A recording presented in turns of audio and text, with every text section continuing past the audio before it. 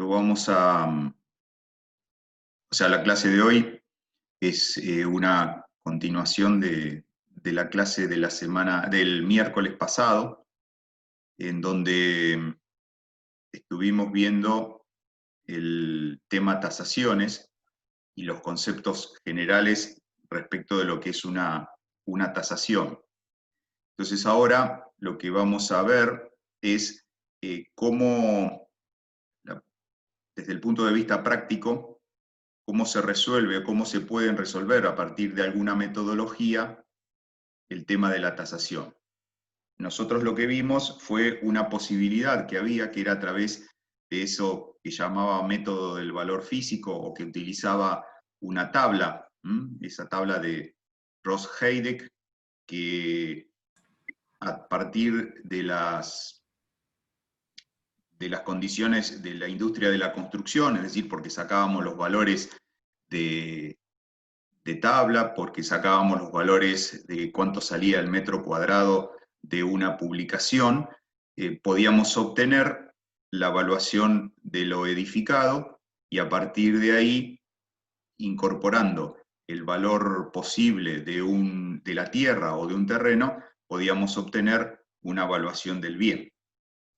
En el caso de lo que hay que comentar respecto del tema de la evaluación, que también tenemos la parte de la evaluación fiscal, que es lo que se desarrolla a partir de los catastros.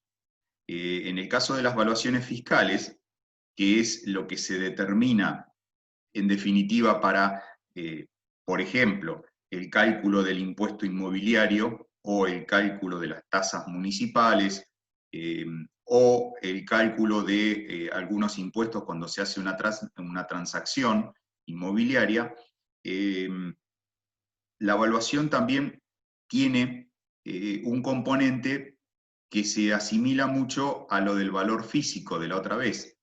En este caso, los dos componentes están determinados, uno, el valor de la tierra a partir de lo que determina el catastro provincial, y el valor de lo edificado sale a partir de la confección de unos formularios que en definitiva siguen la línea de la evaluación de un edificio por la fórmula de Ross-Heideck, que ya lo vamos a ver cómo se hace, ¿sí?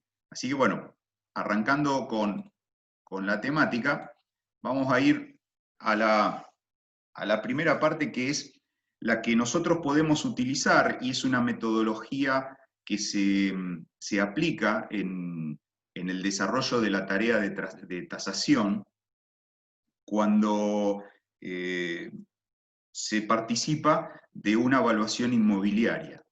Esta metodología, de alguna manera, está homologada, como yo les comentaba, a partir del Tribunal de Tasaciones de la Nación, y además es una metodología que la homologaron, por ejemplo, el Banco Central para hacer las tasaciones inmobiliarias por créditos hipotecarios o por garantías.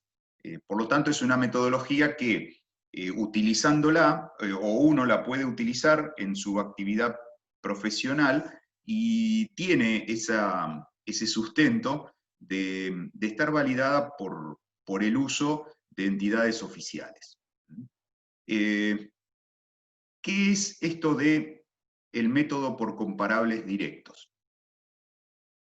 El concepto fundamental de una tasación por comparables directos es que yo tengo un bien inmueble, cada uno puede pensar el inmueble que sea, por ejemplo, cada uno puede pensar su lugar de residencia, su casa, y lo que se busca es, como primera medida, encontrar en el entorno cercano a ese inmueble cuáles pueden ser los inmuebles parecidos o que tengan cierta similitud y que estén en condiciones de venta o que no hace mucho se hayan vendido, o que yo busque, o porque veo un cartel cuando voy caminando o paso, o porque veo que a 2 cuadras de mi casa aparece una publicación que se vende una casa muy parecida, o un bien inmueble muy parecido.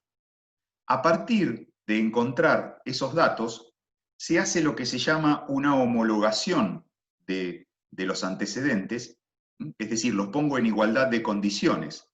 ¿Qué es lo que hago? Empiezo a ver cuáles son las diferencias y similitudes que puede haber entre mi inmueble o mi casa y ese inmueble que estoy buscando o que yo veo que está a la venta. A partir de ahí es que esa homologación de una serie de antecedentes me da un valor que yo puedo llamar promedio y que me puede servir a mí para después sacar cuál es el valor de mi propiedad. De hecho, es lo que muchas veces y en líneas generales se hace. Ah, mirá, la casa esta está a la venta en 100 pesos. ¿Mm?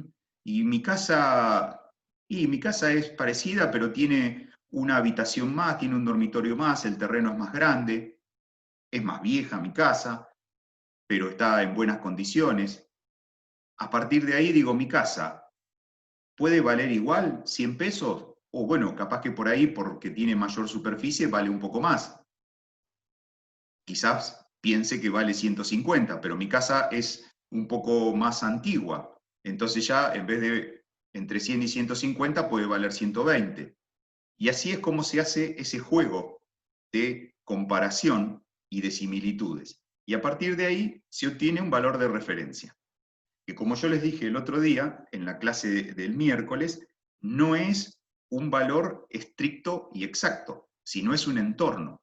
Lógicamente, si yo el entorno lo tengo bastante acotado, voy a obtener un mucho mejor valor de referencia que si tomo un entorno grande. Es decir, no es lo mismo decir que puedo tener una evaluación entre 100 y 120 pesos que decir que tengo una evaluación entre 100 y 200, obviamente. Ese es el concepto y el nudo de la tarea o del método de tasación de inmuebles edificados por comparables. ¿Cómo se hace? Se hace a partir de diferentes maneras, pero una, que es la más completa y es con la que se empieza a trabajar, es a partir de una planilla como la que están viendo ahí en pantalla.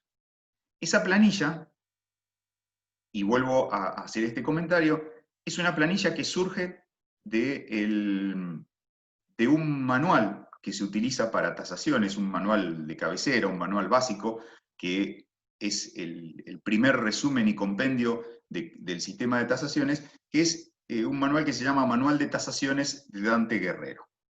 Y obviamente cualquiera que lo quiera tener, más allá de que se puede comprar, aparece en distintos lugares el archivo de ese manual. Y esta planilla después fue adoptada justamente por el Tribunal de Tasaciones y está homologada de esa manera. Esto surge a partir de, ya les digo, de esta composición que se hace a partir de este señor, Dante Guerrero, que armó esta planilla de trabajo. Y esta planilla de trabajo tiene, como ustedes pueden ver, distintos espacios. Entre los espacios que podríamos denominar más importantes, nosotros tenemos esto que llamamos sector 1, esto que llamamos sector 2 y esto que llamamos sector 3. ¿Qué es lo que dice el sector 1? En el sector 1 se incorporan todos los datos que yo necesito de del inmueble para poder tener la referencia de cuando voy a tasar. Entonces, yo voy a tener en un cuadro la ubicación, es decir, la dirección, dónde está, la descripción que quiere decir que yo voy a poner todos los datos que consiga de ese inmueble, tantos dormitorios, estar, comedor, cocina, si estoy hablando de vivienda y para tomar un ejemplo clásico, ¿no? Qué cantidad de baños tiene, si tiene lugares de servicio, lugares de estar, etcétera, etcétera. Todos los ambientes que yo en una recorrida o también mirando el plano puedo conocer. Y después voy a integrar, perdón, las superficies que componen esa propiedad. El otro día yo les comentaba que una de las formas de generar las superficies era dividiéndolas en superficies de acuerdo al destino principal que tenía esa superficie. Y se acuerdan que una primera forma era decir cuál era la superficie cubierta, cuál era la superficie semicubierta, cuál podría llegar a ser la superficie descubierta si estábamos hablando de pH, o cualquier otra superficie que sea adicional. Dentro de lo que es una vivienda, la superficie cubierta habitable es justamente la superficie de mayor incidencia, porque es la superficie principal que responde al uso o al destino de esa construcción. En definitiva, y en general, la superficie cubierta habitable de una vivienda responde a la superficie cubierta general. ¿Sí? Después, nosotros podemos tener superficie semicubierta, ya sabemos lo que es, y como dice ahí, hay algo que es muy importante en lo que es vivienda, es la superficie cubierta de comodidades. ¿Y esto qué significa? Es una superficie cubierta que hace a la categorización de la propiedad, pero que no está directamente vinculada con la superficie cubierta habitable. Ejemplo clásico, el quincho que podemos tener separado de la casa. ¿Está? Eso es más o menos el esquema de las distintas superficies. ¿Sí? Acá nosotros lo vemos, o en esta placa, con un poquito mejor de definición. Y cuando hablo de otras superficies, por ejemplo, es cuando también en la propiedad pueden existir otras superficies que no son de uso cotidiano o no hacen a la habitabilidad de la vivienda, pero sí están y son superficies. Por ejemplo, un pequeño depósito familiar que pueda haber. Bien, y después viene el punto 3 o el sector 3 de la tabla, que es donde se desarrolla la tarea. Acá lo que nosotros vamos a ver es que hay distintos espacios que se van completando y hay otros espacios que son espacios de trabajo. Los espacios que se van completando son los primeros, ¿sí? Donde yo voy poniendo y donde tengo para poner una serie de datos sobre los cuales después voy a ir desarrollando la tarea a partir de los coeficientes. Ahora bien, ¿qué es lo que yo incorporo en este sector 3? Si volvemos para atrás, yo les había dicho que en todo este espacio, el 1 y el 2, vamos a incorporar todos los datos del inmueble que yo tengo que averiguar cuánto vale. En el sector 3, lo que voy a incorporar son todos los datos y el trabajo sobre esos bienes inmuebles o esas viviendas. Me voy a referir por así a vivienda porque es para entender con un ejemplo, de aquellos que yo encontré como comparativos o como referencias. Esos que yo les dije que o se habían vendido hace poco o están a la venta. Entonces, en la parte 3, en el sector 3, donde yo voy a trabajar con los coeficientes, es donde incorporo todas las averiguaciones que hice de esos antecedentes y que me van a servir para que este trabajo, que después me va a dar un promedio final, sea el referente para yo poder sacar el valor final del inmueble. ¿Sí? ¿Estamos hasta ahí? Cualquier cosa, Sí. si no, interrumpen, no hay problema. Entonces, vamos a, primero, incorporar todos los datos que tengo de ese inmueble de referencia que yo busco.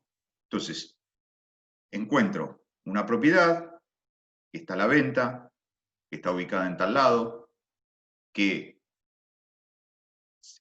todo lo que dice acá, piso, planta, todo eso son datos que tienen que ver también si yo estoy evaluando en vez de una vivienda unifamiliar, por ejemplo, un departamento, en donde tiene incidencia y es importante saber en qué piso está, en qué sector de la planta está, frente, contra frente, si es lateral, si es un departamento interno. Si es una vivienda, lógicamente, esos datos no se utilizan.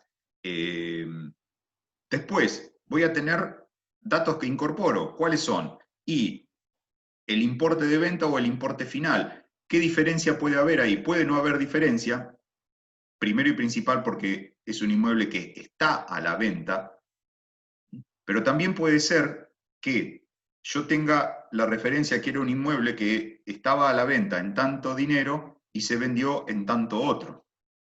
Por lo tanto, esos son datos para considerar o para tener en cuenta, para saber si, cuál es la realidad final de ese mercado que estoy manejando. Pero en líneas generales son datos que a veces pueden surgir o pueden ser necesarios cuando uno tiene que realizar determinado tipo de tareas. En una evaluación general, conociendo el importe al que está a la venta, es suficiente para poder desarrollarlo. Y después tenemos la superficie homologada, homogeneizada. ¿Se acuerdan que era la superficie que yo les decía el otro día? Que voy considerando lo que nosotros llamamos distintos pesos específicos que le podemos dar a cada una de las superficies de acuerdo de lo que estemos hablando. Para tomar la referencia de una vivienda, si yo estoy hablando de las distintas superficies que pueden haber en una vivienda, yo voy a tener que la superficie cubierta habitable la voy a tomar completa, la superficie semicubierta la voy a tomar a la mitad, y ahí voy a poner en ese resultado final la superficie homologada. Esta planilla, obviamente, desarrollada en Excel, como ustedes verán, hay una columna que dice valor unitario. Esa es o el cociente entre el importe que yo tengo acá dividido la superficie. Eso me da el valor por metro cuadrado. Ese valor por metro cuadrado es el valor por metro cuadrado de este antecedente que yo estoy tomando acá. A partir de ahí viene la segunda parte de la planilla, que es lo que se llama la valorización de los coeficientes. En este punto, lo que importa saber es que los coeficientes que yo estoy utilizando son coeficientes que van o un poco menor que 1 o un poco mayor que 1, dependiendo de lo que yo estoy considerando. Están manifestados como coeficientes, pero en definitiva estamos hablando de porcentaje. Es decir, si yo acá pusiera un coeficiente que es 1,1, estoy hablando de un 10% más que algo. Si yo pongo un coeficiente que es 0,9, voy a estar diciendo que es un 10% menor que algo. ¿Qué es ese algo? Ese algo es la comparación que yo voy a hacer coeficiente por coeficiente y 1 a 1 de cada uno de los ítems que figuran ahí entre ese inmueble comparable y el mío. ¿Sí? Vuelvo a repetir. Yo ahora entro en la etapa de trabajo. En esa etapa de trabajo, yo voy a empezar a hacer una comparación punto por punto de cada uno de los coeficientes, de cada uno de los ítems que están marcados ahí en el rubro coeficientes, comparando el inmueble que yo tengo que tasar o la vivienda que yo tengo que tasar con esa vivienda antecedente que yo estoy tomando para la referencia. Entonces, ¿qué voy a hacer? Voy a ver cuáles de esas características, en cada caso, cuál está mejor, si mi casa o la de referencia, si están iguales o no, y en función de eso voy a ir evaluando un coeficiente, que en este caso son de criterio particular, es decir, no están tabulados. ¿qué es lo que se toma como regla general? Lo primero y principal es que uno tiene que buscar antecedentes que sean similares. Si yo encuentro una casa que es igual a la mía, los coeficientes, ¿qué números serán? ¿Qué opinan? El coeficiente tendría que ser 1. 1, ¿no? 1, ¿no sería? Exactamente, los coeficientes son 1. Cuanto más similar sea, más cercano a 1. Como regla de trabajo general en el mundo de las tasaciones, se toma que tanto para abajo de 1 como para arriba de 1, no haya una diferencia mayor al 20% entre las características. ¿Qué quiero decir con esto? Que entonces no tendría que haber coeficientes que sean menor de 0,8 o coeficientes que no sean mayor de 1,2. 20% para abajo, 20% para arriba del valor unitario. ¿Está? Pero yo también, para lograr eso, lógicamente tengo que hacer primero una tarea, que es la más importante, de recopilar información de estos antecedentes o comparables que sean lo más parecidos posibles al inmueble que yo estoy tasando. ¿Sí? Bien. Entonces ahí uno empieza el trabajo. ¿Y el trabajo a qué se refiere? Como dije antes y lo reitero, empiezo a hacer la comparación de cada una de estas características, una a una, entre mi inmueble y el inmueble que tengo de referencia. Entonces yo, por ejemplo, voy a decir, en el primero de los casos, ubicación. Supónganse que están a 2 cuadras una casa de la otra, en un entorno similar. Se entendería que el coeficiente va a ser 1. 1. Perfecto. 1. Bárbaro. Después, pasemos a otro rubro. Mi casa tiene 2 dormitorios. La casa que yo tengo como referencia tiene 3 dormitorios. ¿Cuál de las dos está mejor? Obviamente, la de 3. Por lo tanto, ¿qué entenderíamos? Mi casa, en ese rubro específico, ¿está mejor o está peor que la referencia? Está peor. Peor. Está peor. ¿Qué coeficiente ustedes se imaginan que tendría que ir ahí? 0,8. Por ejemplo, podría ser un poquito menos. O sea, menos, perdón. Sí, un poquito menos de diferencia. 0,9. Pero eso se ajusta con la tarea, digamos, con lo que uno va trabajando. Pero más allá de eso, ese es el concepto. Ese es el concepto. ¿Mm? Cuando mi inmueble, la característica es, y lo pongo entre comillas para que se entienda, peor que la del referente, el coeficiente tiene que ser menor que 1. Si la característica del inmueble que yo quiero tasar, mi inmueble o mi vivienda, la característica esa específica es mayor que la del inmueble que yo tengo de referencia, el coeficiente tiene que ser mayor que 1. Al final de toda esta tarea, uno a uno cada una de las tareas, fíjense que acá estamos hablando de ubicación, orientación, visuales, planta, cada uno de estos tiene un coeficiente. Todos estos coeficientes se multiplican, este por este, por este, por este, por este, por este, y así, a llegar a un coeficiente final. Ese coeficiente final va a dar un número, 1, y algo, 0, y algo. En definitiva, lo que me va a indicar es que en el conjunto de todas las características, si me da un coeficiente final total de 1, y algo, mi casa en el todo es un poquito mejor que la de referencia. Al revés, si el coeficiente me da 0, y algo, mi casa en el combo es un poquito peor que la referencia.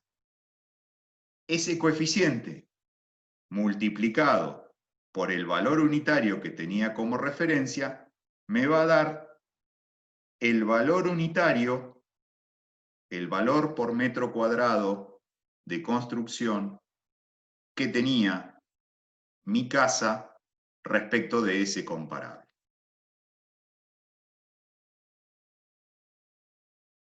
Ese valor multiplicado por la superficie que, como dice acá, homogeneizada de mi vivienda, que es el final, me va a dar el valor final de mi casa. Acá hago una aclaración importante. En esta tarea, este valor final es el valor total. Es decir, yo acá estoy incorporando dentro de toda la evaluación no solamente el valor de lo construido, sino también el valor del terreno. Esto es una tarea que esta metodología es una metodología integral. ¿Por qué digo esto? Porque ustedes cuando salen o ven que hay un inmueble que está a la venta y les dicen que sale $100.000, ese es el valor completo. Terreno más construcción. Si ustedes cuando van a comprar algo o van a ver una casa que quieren comprar y le dicen que vale $100.000, es completo. Entonces, ahí se trabaja con valores totales, a partir de un valor unitario que surge de las superficies homologadas.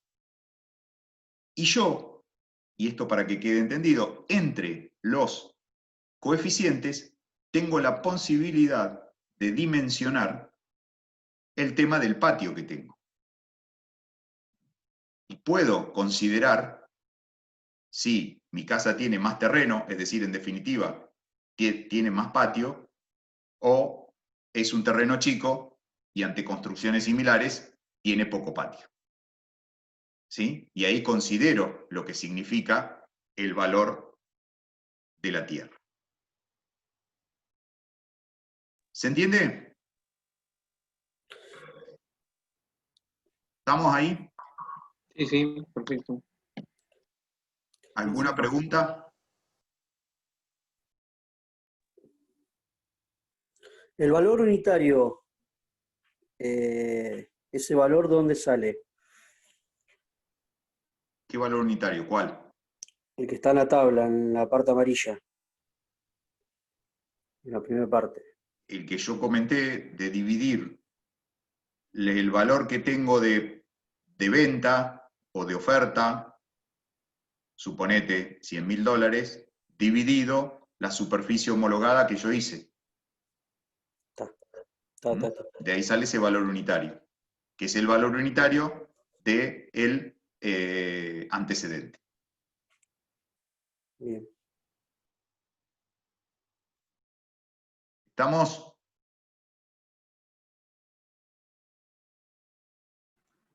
Sí, sí. Bien. Acá hay una placa donde está expresado un pequeño ejemplo. ¿Sí? Una vivienda que tiene una superficie cubierta habitable de 125 metros y buscando se encuentran estos tres antecedentes. La vivienda, sin dar el lugar específico donde está, está en un barrio, en el entorno de esto. Fíjense, cada una de estas viviendas tiene un valor establecido acá. Cada una tiene, por lo que uno averigua, por lo que uno sabe, por lo que uno investiga, esta superficie cubierta. A partir de ahí sale un valor unitario. Esto dividido esto me da este valor unitario. A partir de esos datos se empieza a generar el trabajo propio en la tabla. Entonces fíjense, si yo tomo la primera referencia, tengo un montón de coeficientes 1. Por lo tanto, quiere decir que estas viviendas son bastante similares en la composición de cada uno de estos ítems. ¿Sí? ¿Qué pasa? Acá, que hay un coeficiente 1,04, me estaría indicando, ¿sí?, que si yo en el coeficiente tengo que expresar para que me dé un valor razonable el valor unitario de mi vivienda referenciado a esto, quiere decir que mi vivienda tiene condiciones que están por encima de las que tiene esta. ¿Se entiende lo que quise decir?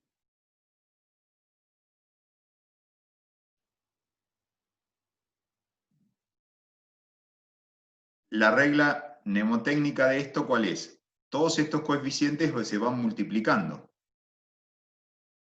En definitiva, si el valor unitario que doy acá, que es el valor unitario, supónganse que no existen los otros dos, este es el valor unitario que tendría mi propiedad respecto de la comparación con este inmueble. Quiere decir que mi propiedad está en un escaloncito superior a esta propiedad en general.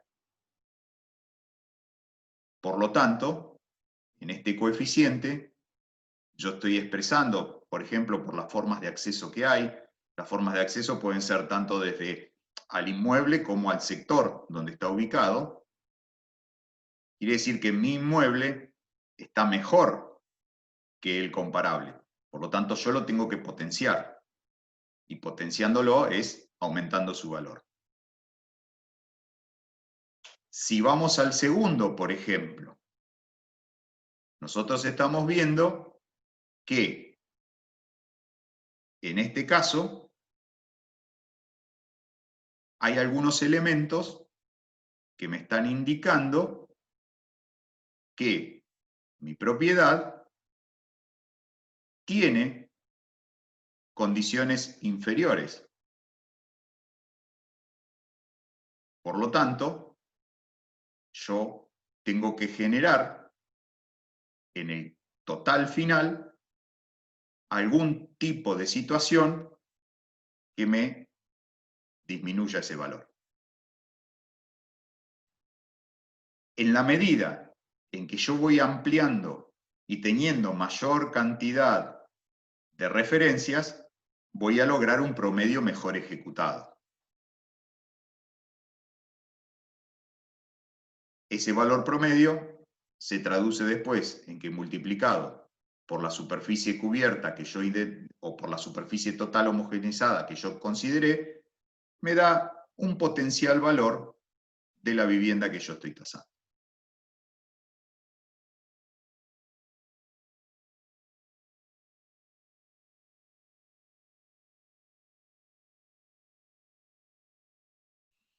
¿Muy complicado? Yo tengo una duda, no sé si no me quedó claro, no entendí. ¿Cómo hago para llegar a un coeficiente tan fino, entre comillas, digamos, como 1,04 que figuraba ahí? ¿Cómo los determino? Mirá, la principal regla de uso es la cantidad de veces que lo haces o que trabajas. No hay otra historia, es decir, no está reglamentado que si, por ejemplo, tenés diferencia de un dormitorio, le pongas 1, y pico o 0, o sea, no está reglamentado. La experiencia lo que te dice es que esa regla que se utiliza en general y que también está indicado de manera un poco más específica en este manual de tasaciones, te habla que para tener referencias lo importante es que no haya una dispersión mayor de un 20% para arriba o para abajo del 1, ¿no es cierto? Por lo tanto, vos vas a decir que un coeficiente extremo para abajo es 0,8 y un coeficiente extremo para arriba es 1,2. ¿Qué es lo que hay que intentar? Uno siempre tiene que tener en la cabeza que esos son los extremos máximos. Por lo tanto, lo que hay que lograr es que los coeficientes, como regla mnemotécnica de uso, no bajen de 0,85 o no suban de 1,15 para tener un margen de tarea. ¿Y qué es lo que se manifiesta? Por ejemplo, cuando vos tenés una diferencia, y esto se puede dar o se da en las comparaciones de los elementos más importantes. Entonces vos decís, bueno, por ejemplo, diferencia de un dormitorio. En general, lo que se utiliza es no más de un coeficiente de 0,5. Entonces vos decís, si yo tengo el 1, voy a estar o en 1,05 o en 0,95, por ejemplo. ¿No? Otros ambientes que son importantes tener y que hacen a la esencia de una propiedad. Los baños. Y siempre el entorno de ese trabajo, cuando es 1 a 1, suponete un dormitorio más o un dormitorio menos, se trabaja en esos 5 centésimas. Como para uno ir armándose en la cabeza una historia de trabajo. ¿Sí?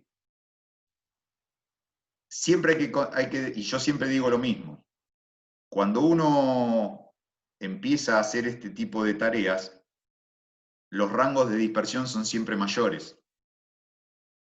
¿Hasta qué? ¿Qué termina siendo esto?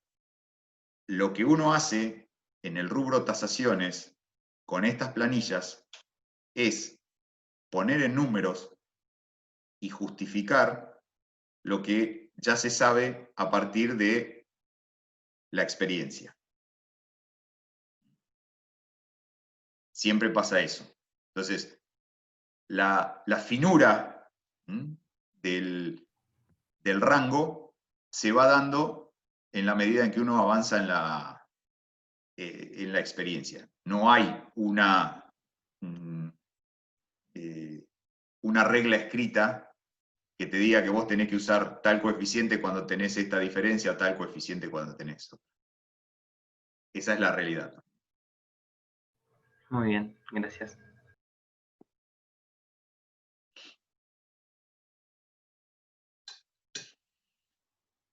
Mucho silencio. O están todos en otra o... Bueno, puede ser 3. O están en otra o no entendieron nada o entendieron todo. Tengo las 3 posibilidades. No, entendimos todo. ¿Sí? Qué bárbaro. Muy bien.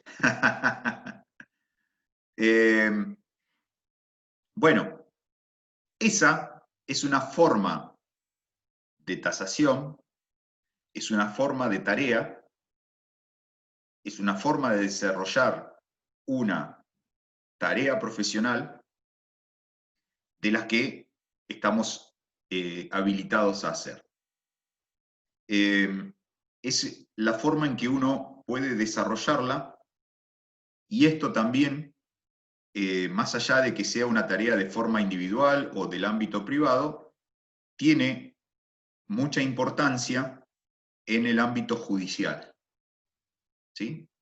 Porque cuando hay que hacer una tarea de tasación en el ámbito judicial, más allá que puedan ser llamados peritos tasadores martilleros, en muchos casos la justicia lo que pretende es que, bueno, podría ser un arquitecto o un ingeniero, ¿no? Que estamos en este caso en similitud, se indique no solamente el valor de tasación específico, sino también las condiciones constructivas. Por lo tanto, es importante esa tarea de ingeniería que vamos a realizar, que no solamente me va a determinar el valor o el valor de esa propiedad, va a salir a consecuencia, seguramente, de todo lo que en principio se informe técnicamente respecto de esa construcción. Entonces, por eso que es importante esta posibilidad de tarea que tenemos en este aspecto. ¿Sí? Bien. Continuando, y para tomar el último punto de lo que es el tema tasaciones, vamos a la parte fiscal, el catastro y su importancia. Esta tarea de la evaluación fiscal, como bien les dije, es una tarea que se hace como complementaria en determinadas, en el ejercicio profesional, pero está relacionado con todo lo que es la evaluación fiscal de un inmueble.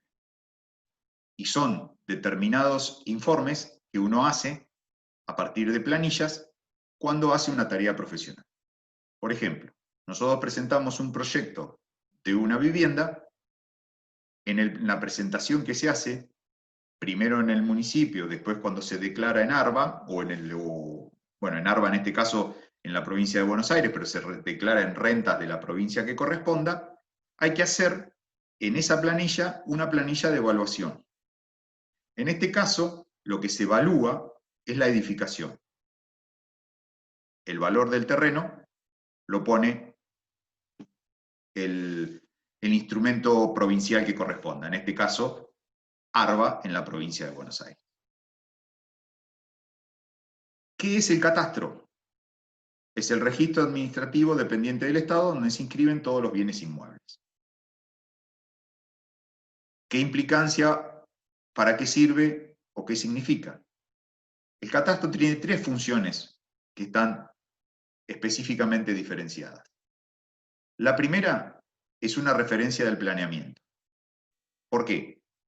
Porque a partir de todo el registro que hay en catastro, se van estableciendo cómo es la dinámica del planeamiento de una ciudad, de una localidad. Siempre tengamos en cuenta que muchas veces, y como yo les comenté en planeamiento urbano, el planeamiento urbano debe ser dinámico. Entonces, en muchos casos, el planeamiento va teniendo modificaciones en los usos de los lotes, en el uso del terreno, y todo eso tiene que ver también en función de cómo se van desarrollando las distintas ocupaciones y actividades en ese entorno. Y todo eso queda referenciado en el catastro. ¿Sí? ¿Qué más? La determinación de la evaluación fiscal, como yo les decía, y también lo que es el catastro jurídico. Todo en catastro está inscripto y allí figura específicamente quién es el titular de cada uno de los inmuebles. Esto es, en el catastro provincial se hace a partir que cuando uno hace una escritura de una vivienda, de un inmueble, los escribanos informan y lo inscriben esa escritura en el registro de la propiedad, y el registro de la propiedad informa al catastro provincial, a través de una interacción de datos, quién es el nuevo titular de ese inmueble. Pero también le corresponde a las escribanías llevar una copia de cada escritura a los catastros municipales para que ahí también se asiente quién es el nuevo dueño de esa propiedad. De tal manera que es una referencia también jurídica. Bueno, se hace todo el tipo de determinaciones en el catastro, se incorporan las subdivisiones, las tipologías, cuáles son las cantidades de metros cuadrados que hay en cada una de las parcelas, y como les decía, tiene su importancia para ese futuro desarrollo del planeamiento urbano. El catastro fiscal y el catastro judicial. Ahora bien, dentro de lo que es la tarea propia del ingeniero, ¿qué es lo que nosotros o cómo nosotros informamos?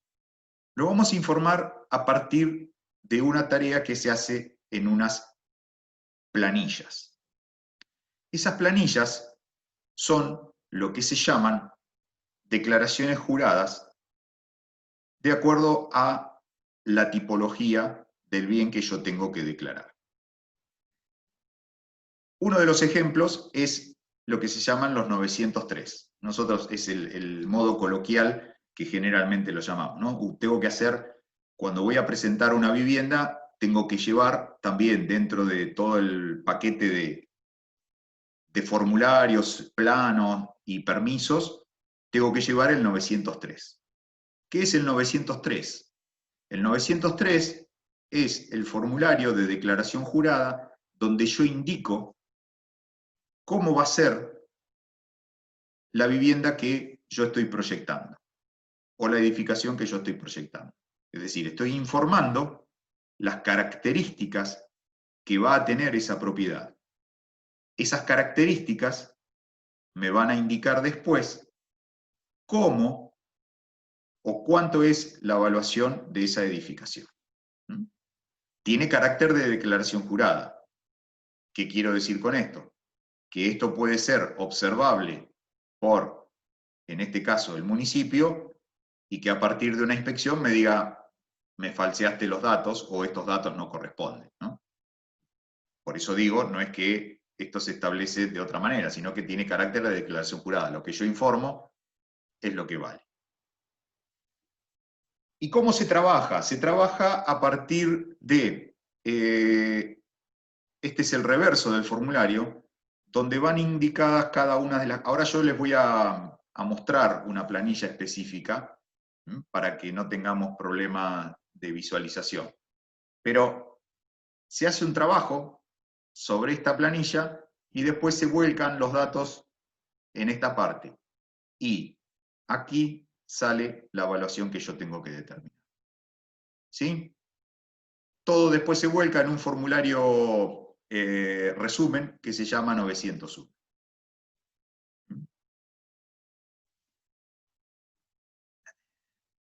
¿Ahí se ve la planilla? Yo no la veo. No se ve. Cargando... No, yo tampoco. No, la voy a... Ya por eso estaba preguntando, porque me parecía que no se veía. Ahora les comparto la pantalla para que la veamos todos como corresponde. ¿Ahora sí? Sí, Bien, ahora sí. Perfecto. Bueno, fíjense, acá tenemos el 903, que es el formulario. Esta es la primera, el anverso del formulario. Y si vamos para abajo, tenemos el reverso del formulario. En este formulario se van a ir marcando todos los ítems que de cada característica yo tengo en la construcción que yo voy a hacer. También cabe aclarar que esto se realiza muchas veces cuando hay que hacer una declaración de inmuebles que están edificados. No es solamente para lo que hay que hacer, sino también muchas veces esto se hace cuando hay que hacer una declaración de algo que estaba edificado y que no estaba declarado. ¿Puede ser que Entonces, alguna parte no aplique? Como que en tu construcción haya algo que no esté en el formulario. es muy probable, porque estos formularios son viejos. Claro. Entonces uno lo tiene que adaptar, lamentablemente. ¿Sí? Se van modificando los valores para actualizar las evaluaciones fiscales, obviamente por una cuestión de recaudación, pero hace muchos años que no se hace un ayornamiento de los formularios 903. Y lamentablemente, Cristian, uno lo que tiene que hacer en la tarea profesional es adaptarse, a ponerlos en la... Sí, lamentablemente es así, no lo podemos solucionar, porque por ahora no está... Pasan los años y más allá de que hay intenciones, no cambian, así que sigue más o menos lo mismo. Entonces uno lo que tiene que hacer, en este caso, es adaptarlo. Que también es una cuestión de costumbre. Una vez que vos lo empezás a hacer y lo empezás a desarrollar, ya automáticamente vas marcando las cruces donde sabés que tenés que marcarlas, más allá de que no sea exactamente el rubro. Pero lo tenés que asimilar, porque no te queda otra. Bien. Fíjense, acá tenemos distintas cosas, por ejemplo, fachadas, y tenemos distintas características. Hay muchas cosas que hoy podríamos decir casi ni se utilizan. Esto es algo viejísimo. Y entonces uno va indicando las características que, por ejemplo, le parece que son las que corresponden. Por ejemplo, vamos a hacer, supongamos que esto es hormigón visto, ¿no? Entonces yo marco hormigón visto en la fachada. Después pasamos al otro rubro, a otro rubro, que por ejemplo es las paredes. Bueno, ¿cómo son las paredes? Fíjense, acá tenemos algunas características que no son características especiales que se vayan a desarrollar. Muros de piedra, salvo que sea una construcción muy especial, no lo vamos a tener. Pero después, por ejemplo, tenemos esta característica fundamental, que son los ladrillos de cal. Los ladrillos de cal son los ladrillos de horno. Es decir, no son de cal. Son de barro cocido, los ladrillos comunes. Pero, y ahí doy pie a que entiendas lo que me estabas preguntando, Cristian, es lo que hay que hacer, adaptar. Entonces, cuando yo veo ladrillo de cal, tengo que saber que son las paredes de 30, por ejemplo. Ladrillo hueco, bueno, ladrillo hueco, no hay problema, lo conocemos. Instalación eléctrica embutida, y bueno, la instalación eléctrica embutida es lo que generalmente hay en una vivienda que nosotros tenemos. Perdón, pero como no está puesto el... Voy a utilizar... La firma me está faltando acá. El otro aspecto para poder marcarlo. Bueno, no tengo acá para marcar, discúlpenme, pero hay que marcar instalación eléctrica embutida, si yo lo tengo. Por ejemplo, otro aspecto, hay que marcar ladrillo de media cal. Ladrillo de media cal serían, si el de cal es la de pared de 30 de ladrillo común, la de media cal es la pared de 15 de ladrillo común. Y así voy marcando cada uno de los rubros que yo voy teniendo. Una casa que está en planta baja nada más, no tiene escalera. Techos. Se marcará cada uno de los espacios que yo tengo. Por ejemplo, el más común, chapa de zinc, que es la chapa galvanizada. Después dependerá qué tipo de techo tengo. El cielo raso, qué tipo de cielo raso tengo. Y así voy marcando cada uno de los rubros. ¿Qué es lo que pasa al final, que yo voy a tener que poner en este punto final la cantidad de cuadros tachados que tenga. ¿Qué hago? Una sumatoria de todas las crucecitas o tachas que yo haya puesto en esta línea, que dice A, y voy a tener una cantidad de cuadros. Lo mismo voy a hacer con B, lo mismo voy a hacer con C, con D y con E. Siempre tenemos que tener presente que A es la mayor calidad y E es la menor calidad de cada uno de estos materiales. ¿Sí? ¿Vamos hasta ahí? Sí, sí. ¿Se entiende? Sí, ¿Sí? Bien. Sí, sí. sí, sí. Ahora les voy a mostrar una planilla que es un ejemplo, que no sé si ustedes la pudieron ver, pero está ya en el práctico.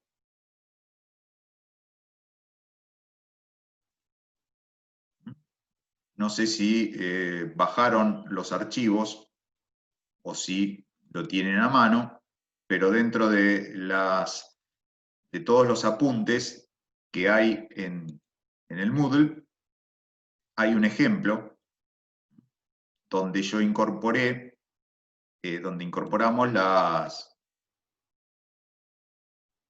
distintas planillas, perdón, esta no era.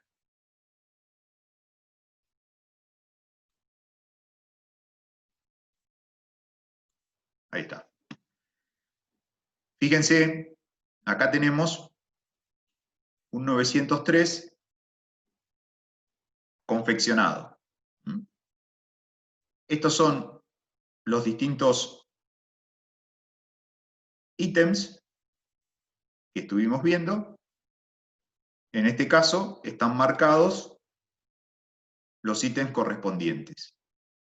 Por ejemplo, en este caso tenemos que esta vivienda tenía lo que se llama en carpintería metálica anodizado de color. Esto que son las aberturas de aluminio que nosotros conocemos. Se ponen anodizado de color porque pueden ser las blancas, negras, del color que fuere. ¿Sí? Si fueran las más sencillas o las de menor calidad, que tienen el color aluminio directamente, se llama anodizado común. Pero en general, como todas ya sabemos que tienen un color determinado, se les pone anodizado de color. También podríamos haber tenido otro tipo de aberturas. Esta además tiene cortina de enrollar de aluminio. Pero después, por ejemplo, tenemos otros rubros, como por ejemplo en el rubro C, que tenemos todo, ¿ven? Tenemos el ladrillo hueco, porque esta es una vivienda hecha toda de ladrillo hueco, con instalación eléctrica embutida. Tenemos en el cielo raso, dice placa de yeso sintético, que en definitiva son el cielo raso de Durlock.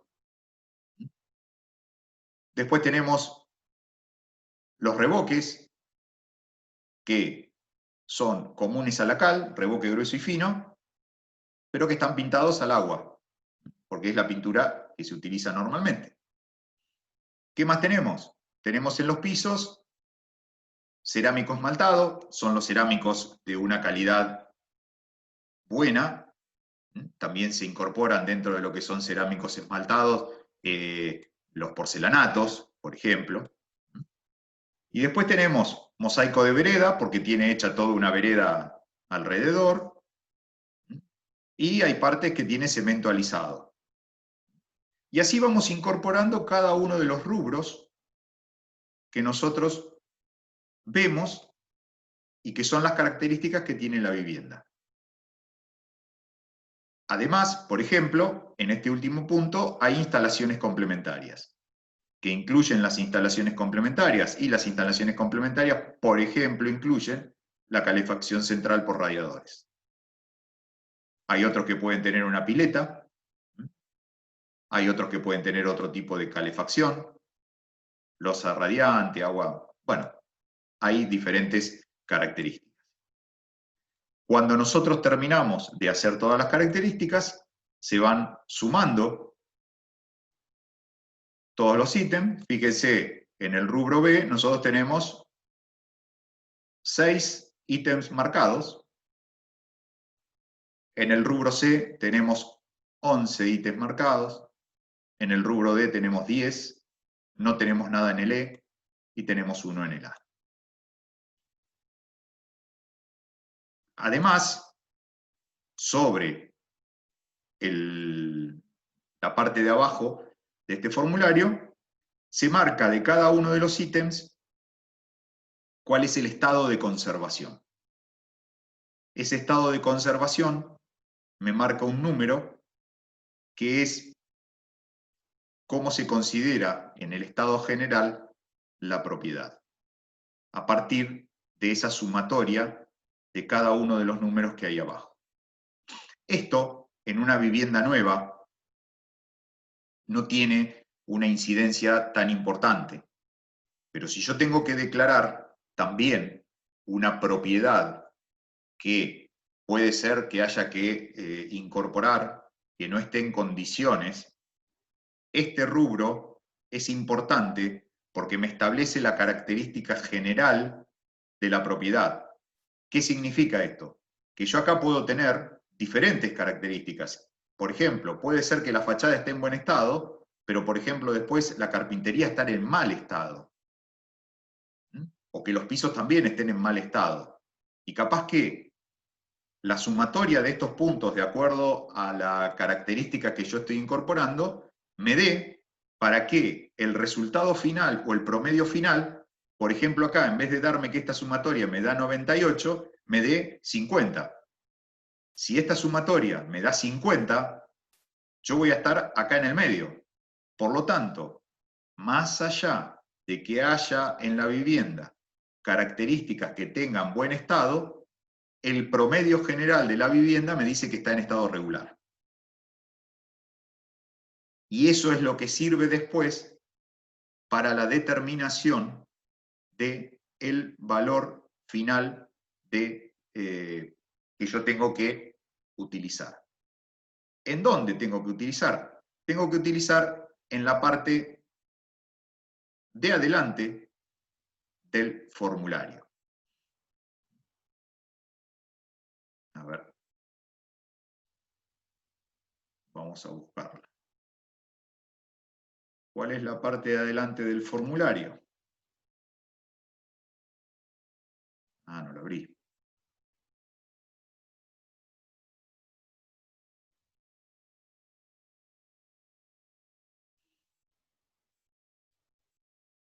La parte de adelante del formulario es esta. Fíjense, ¿alguna pregunta hasta acá? Antes de seguir. ¿Por ahora no? No. Bien. Fíjense que yo acá se transcribió los cuadros que se tacharon en esta hoja. 1, 6, 11 y 10. A su vez, y a partir de esa característica que yo les decía, se tomó, ahora les voy a explicar después de dónde sale, lo que se llaman valores unitarios o valor básico. Este valor básico es establecido por ARBA, por el catastro. Esto es hay tablas, yo ahora después se los voy a mostrar. Entre los apuntes hay un archivo que está zipeado y que ahí es donde están todos los formularios en blanco que se utilizan, y a su vez están lo que se llaman tablas de depreciación y están también los lugares donde están los valores básicos. Estos valores básicos los establece ARBA y son los que uno tiene que determinar. Son valores básicos para cada uno de estos ítems. ¿Qué pasa después? Específicamente es una cuenta de multiplicación. Cantidad de cuadros por valor básico. La sumatoria de esto y la sumatoria de cuadros me termina dando, como dice acá la columna 5, el valor unitario total que yo voy a tener que utilizar. Ese valor unitario, que en definitiva es un valor por metro cuadrado, trasladado al rubro 5, me va a dar la primera evaluación o parte de la evaluación fiscal. ¿Por qué? Porque es la superficie cubierta total de la propiedad por ese valor unitario y la superficie semicubierta total, en este caso había 1 metro cuadrado, multiplicado por el valor unitario para superficie semicubierta, que como ustedes verán, es el 50% de este valor unitario. Eso es lo que me da la evaluación del edificio, de la construcción del edificio. Que además, para determinar el final de la evaluación fiscal, le tengo que incorporar lo que se llaman las instalaciones complementarias. Las instalaciones complementarias de los edificios están nominadas acá, que son las que están incorporadas en la última columna. Y además le incorporo la característica baños, que tiene una evaluación específica.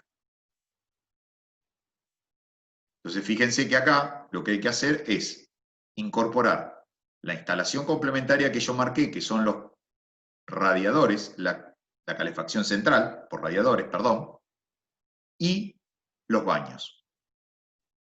Tengo un baño en la propiedad, por lo tanto, ese baño va a ser siempre el baño principal, porque es el único que hay.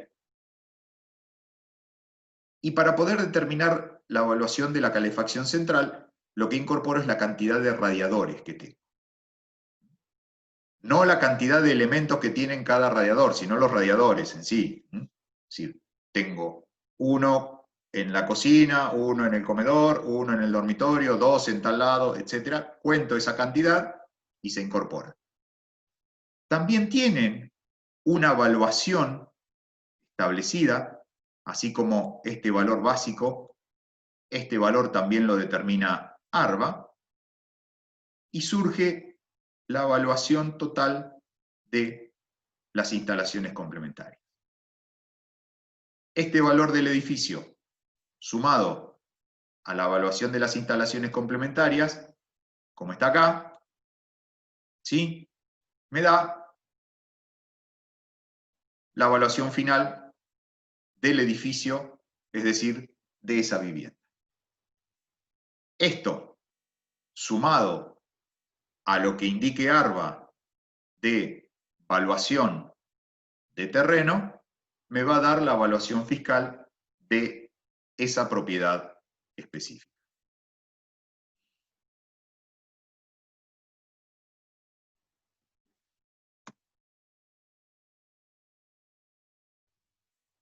¿Estamos?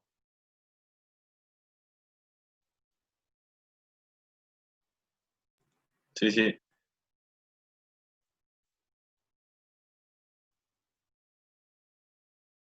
¿Se entiende? ¿Alguna pregunta?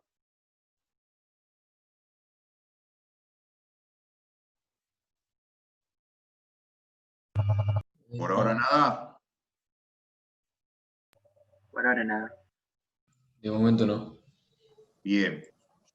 Tengo una Fíjense. duda, pero no de esto de tasaciones. Es de la entrega de los trabajos prácticos. No sé si vamos a charlar de eso después o... Y vamos a ver. Por ahí sí, por ahí tenemos un ratito, cuando termine, ¿no? Sí, no se preocupen. Ahora después charlamos. Ahora después vemos.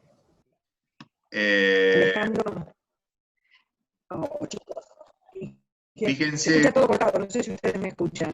No, se escucha mal, Roxana. Sí, cualquier cosa. Fíjate si te escribo y comentalo. Dale. Fíjense, acá están las tasaciones, los valores que yo les decía, ¿sí?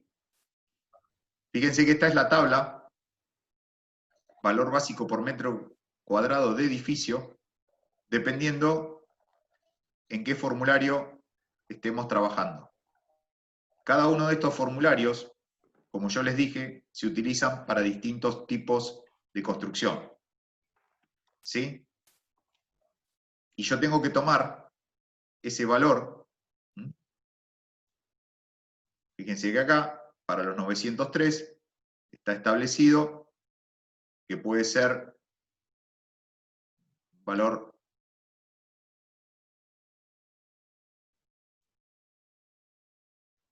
25, 18, 10, 6, 4. Después, cuando tengo que empezar a buscar, dependiendo de qué tipo o qué rubro me dé como rubro final, fíjense que acá ustedes tienen en la evaluación de edificio que me da como rubro el rubro C, que me da como tipo de edificio el rubro C. ¿Por qué? Porque es la que tiene mayor cantidad de tachas. Por lo tanto, me está dando una vivienda que es tipo C. Entonces, si es una vivienda tipo C, yo, para poder determinar cuál es el valor del baño principal, me tengo que referir a esta columna o a este cuadrito. Si a mí me diera que la totalidad es tipo D, me tendré que referir a esto. Fíjense, como yo les decía, que dependiendo del tipo de edificación que yo tenga, va bajando de calidad. Lógicamente, una vivienda tipo E es una vivienda totalmente económica.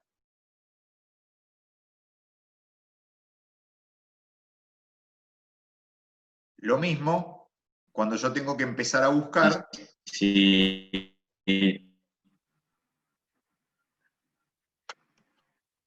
No te alcancé a escuchar, no sé si soy yo que tengo... No se escuchó trabado. No, sí, por No, eso. no, me anda bien mal. ¿Ahora escuchan algo? Sí,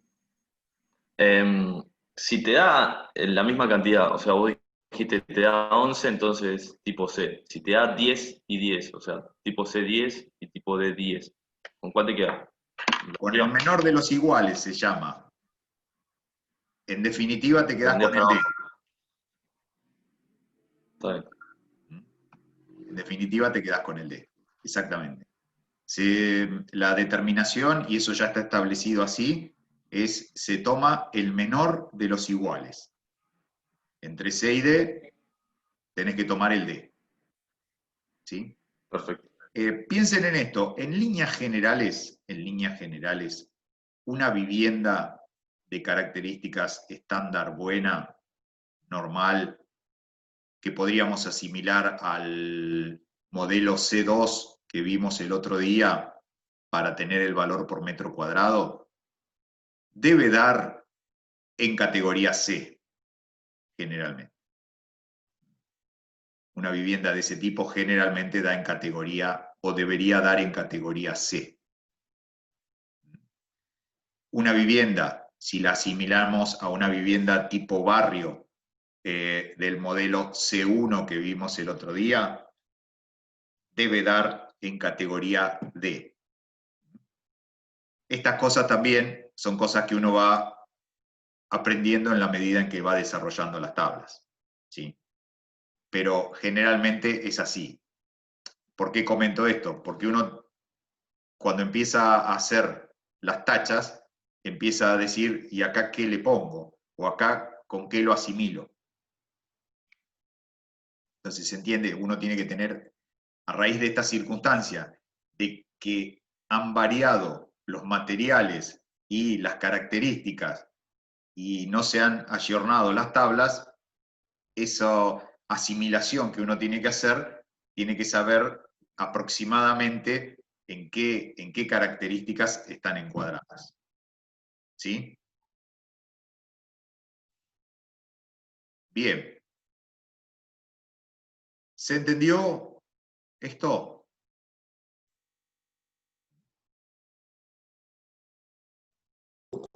Sí, sí. Y Sí, después, bueno, existe lo que se llama, por último y para comentarles, esto es una tabla de depreciación, que era lo que yo les decía, en función, porque no siempre todo lo que vamos a hacer son construcciones nuevas.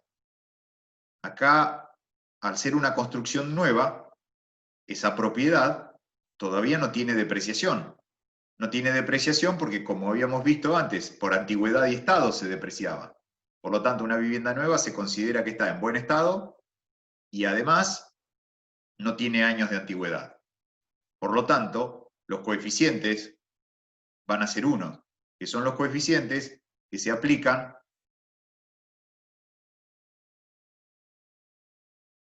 en esta columna. ¿Esto por qué? Porque, como yo les indiqué, puedo tener que hacer una declaración de una vivienda que ya esté construida, entonces voy a tener que depreciarlo por antigüedad y estado. Entonces yo voy a tener que establecer aproximadamente, o porque lo conozco exactamente, cuál es el año de construcción, que no va a ser el 3 del 9 del 2019, por ejemplo. Puede llegar a ser 1970.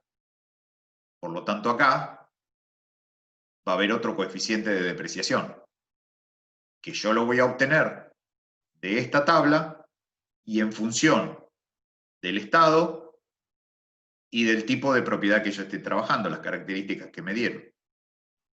Por eso les decía que en este punto de abajo, donde sale la evaluación o el estado general de la propiedad, me sirve a mí para después saber en qué estado entro, dependiendo del tipo. Si ponemos en números, supónganse, como les dije recién, estamos en el año 1970, tenemos que la vivienda tiene, en este caso, 50 años de antigüedad, ¿no? Y si tiene 50 años de antigüedad y estamos en el tipo C, y suponemos que es una vivienda en buen estado, yo tendré que llegar a la tabla a indicar en 50, en el estado C, y acá estado bueno es 0,48, en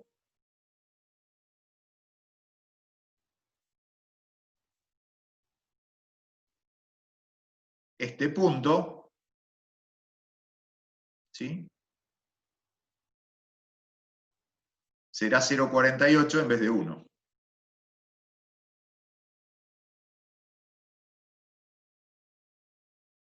¿Está?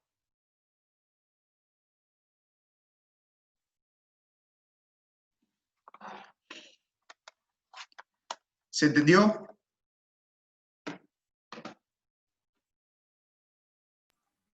Sí. ¿Alguna pregunta? Seguramente van a surgir después, ¿no? Más que nada porque esto no entra en el parcial.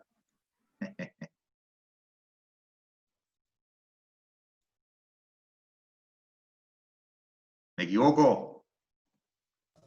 No, totalmente de acuerdo. Las dudas suelen surgir cuando nos pongamos a hacer el trabajo o cuando... Ah, sí, nada, sí. estamos ahí.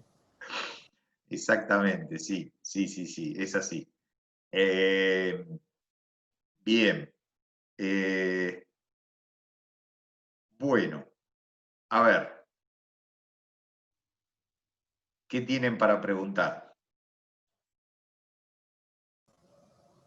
Yo lo que quería preguntar, profe, es el lunes se entrega el trabajo de pH, pero también en el Moodle está que también ese mismo día se entrega el de medianería. ¿Eso está bien o el de medianería es para después del parcial? No, no. En realidad, el de medianería yo no corregí la fecha en el Moodle. Copié, puse las carpetas para que quede ya puesto y no corregí la fecha. Yo les había dicho que el de medianería, el miércoles, por ejemplo, las dudas que hubiera las podemos sacar o me preguntan si hay antes, pero no entregar el trabajo. Sí que lo iban a tener que ver porque es un tema que entra en el parcial, pero el trabajo no. Perfecto, está bien, bueno. Sí, no, lo que pasa es que armé todo, de hecho ya si entran, no sé si ya después entran al Moodle, van a tener también ya armado la entrega de tasaciones, pero no están corregidas las fechas todavía, pero no hay que entregar. Bien, no, era esa duda nomás, para las dudas. Está bien. Sí, para no trabajar de más, me parece perfecto. Hay que disfrutar el fin de semana. ¿Qué más? ¿El plano de pH, hay que entregarlo acotado y demás como el ejemplo? ¿O solamente los polígonos y eso? No, hay que entregarlo con algunas cotas, sí. Por lo menos para que sepan cómo hacerlo. Sí. Perfecto. Sí.